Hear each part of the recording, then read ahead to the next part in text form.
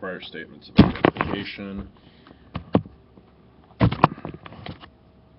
801D1C, declarant testifies at trial and is subject to cross-examination concerning the subject matter of his statement, and the statement of identification is one of statement of identification of a person made after perceiving him. Only out-of-court statement of ID, not in court. Adoptive admissions, 801D12B. If it can be statements spoken or written by another, if X manifests his adoption or belief in truth, then X becomes the declarant, and the statement becomes his own. Requirements for admissibility of silence. 3 requirements. The listener has knowledge of the statement. It has to be a kind of statement that you would deny if it wasn't true. And if defendant said he didn't hear the statement, it would actually be conditional relevancy issue, where probably wouldn't change admissibility.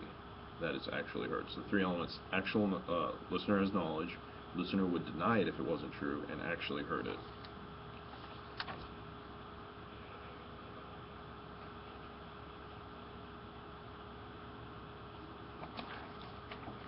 Silence after Miranda rights are given can't be used as evidence against the defendant.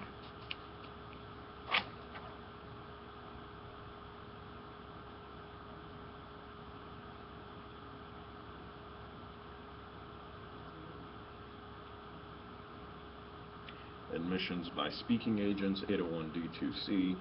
When a person authorizes an agent to actually speak for him, as in arrangements between seller and broker, it seems obvious that what the one says must be offered in evidence against the other. What a speaking agent says is not even hearsay in the common situation in which the words commit the principle and are offered to prove commitment. Doesn't need to be an employer. Admissions by employees and agents, Rule 801D2D. Bus driver said something. The new rule is a statement by the party's agent, servant concerning a matter in the scope of agency or employment made during the existence of the relationship. If you're acting within the scope of employment, then your acting statement can be brought in. Federal rule. Intention to allow external statements are admissible under speaking agents and assumes the same for defendant. For example, minutes in a meeting reflect that there was a great deal of discussion about specific legal aspects. Admissible against company, don't need to worry about it being an internal statement. Directors are speaking agents. Okay. Rule 104B, jury decides. Rule 104A, judge decides.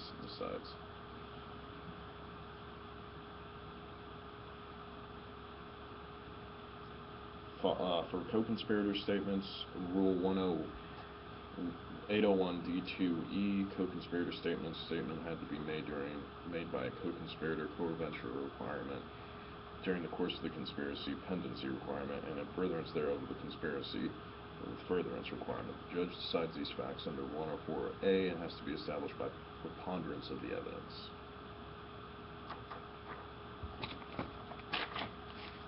Unrestricted exceptions. Rule 803, hearsay exceptions, availability of declarant immaterial. Most of these revolve around immediacy, notions of trustworthiness, necessity, and notions of long familiarity. Ancient documents, no reason to think it's fabricated. Present sense impressions. Rule 803.1, a statement describing or explaining an event or condition made while declarant was perceiving the event or condition or immediately thereafter. Advisory, virtually no time has passed. Advisory comment, note there's no clear answer to how immediate, needed enough to that memory defect and falsifications are not a danger.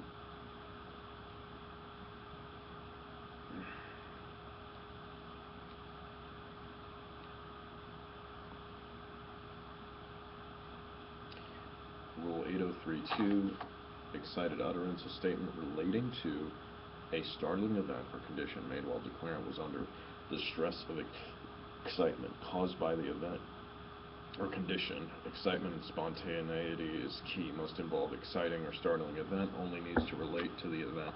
More broad to subject matter must be while in groups of exciting event. Advisory comment note says the declarant is not required to participate. Non-participant may be moved to describe what perceives, and one may be startled by an event which he is not an actor. Proof of the startling event may be made by the statement itself.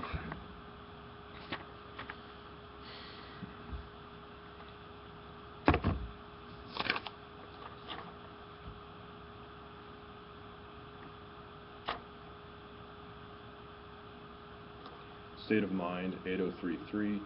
Existing mental, emotional, or physical condition, a statement of the declarant's then exciting state of mind, emotion, sensation, or physical condition such as intent, plan, motive, design, mental feeling, pain, and bodily health, but not including a statement of memory or belief to prove the fact remembered or believed, unless it relates to the execution, revocation, identification, or terms of declarant's will.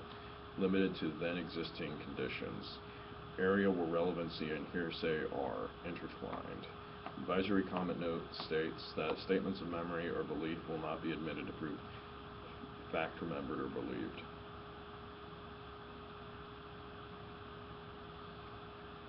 It's looking forward, not backwards.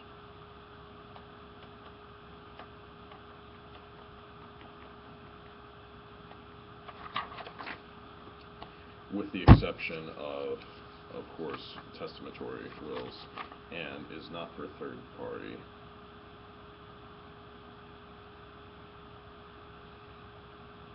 And only for self, not for third party. Wherever bodily and mentally feelings from the Hillman doctrine is wherever bodily or mental feelings of an individual are material to be proved, the expressions of such feelings are original. It's competent evidence.